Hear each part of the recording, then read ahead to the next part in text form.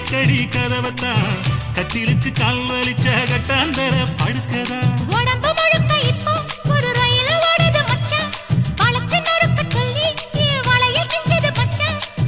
அடடா அல்வா துண்டு இடுப்பு போங்கிடுப்பு அழகா பத்தி கிச்சி நெருப்பு தூள் கிழப்பு சலக்கு சலக்கு சரிக சேல சலக்கு சலக்கு வெலக்கு வெலக்கு வெக்கம்